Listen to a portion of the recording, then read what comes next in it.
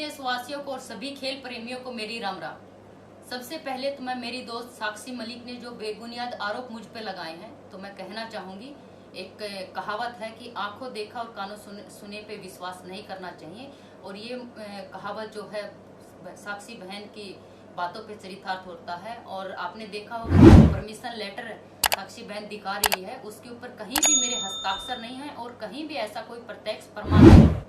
और साक्षी बहन, अगर आपको राजनीति करनी है तो आप खुलकर आइए, किसी की भावनाओं के और संवेदनाओं के साथ खिलवाड़ मत कीजिए।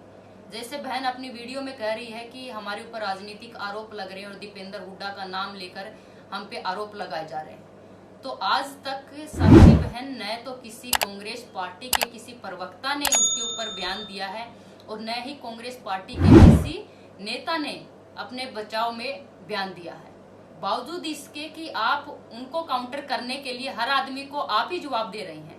और मुझे तो समझ नहीं आ रहा कि आप पहलवानों की पक्ष की बात कर रहे हैं या कांग्रेस के प्रवक्ता के तौर पर आप बयान दे रहे हैं। और दीपेंद्र हुड्डा जी, जिस तरह से आप व्यवस्था में बैठे लोगों के ऊपर सवाल कर रहे हैं, तो तब आप कहाँ थे जब 2012 से लगातार हरियाणा कुश्ती संघ के 10 साल तक अध्यक्ष के पद पर बैठे थे? क्या कभी महिला पहलवानों की सूध ली? क्या आपने उनसे कभी उनके दुख दर्द तकलीफ को जानने की कोशिश की? क्या कभी आपने इस बातों का संज्ञान लेने की कोशिश की? लेकिन साक्षी बहन जो है इस धरने को जो लीड कर रही थी, वह कांग्रेस की कठपुतली की तरह काम कर रही थी। उनका पूरा नियंत्रण जो है धरने के बैठे लोगों के ऊपर था।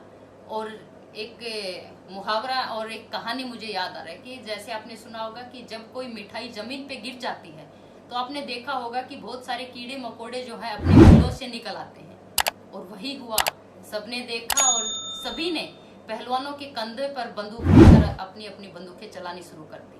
और एक भारतीय होने के नाते, एक पहलवान होने के नाते मेरा भी खून खोल रहा था।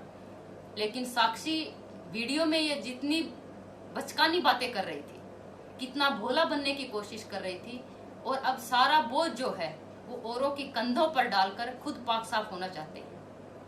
कितना शातिर दिमाग है साक्षी बहन आपका। खाप पंचायतों के जो चाचा ताऊ, जो मेरे भी चाचा ताऊ हैं, मुझे गर्व है कि मैं एक किसान मजदूर की बेटी हूँ। उनके विरोध में होना तो सपने में भी नहीं सोच सकती।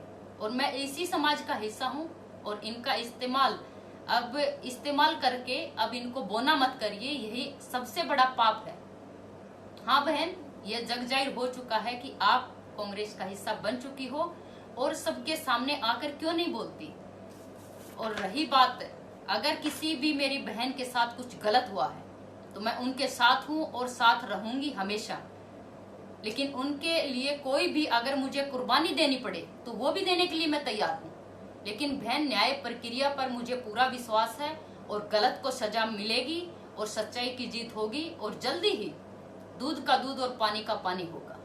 और अंत में मैं एक बात और कहना चाहूंगी कि जो लोग राजनीतिक आरोप लगा रहे हैं मुझ पे, उनको कहना चाहती हूँ कि मैं भारतीय जनता पार्टी की सच्ची सिपाही और कर्मठ कार्यकर्ता हूँ और हमेशा रहूंगी। सभी का बहुत बहुत धन्यवाद। भारत माता की जय। जय हिंद, जय भारत।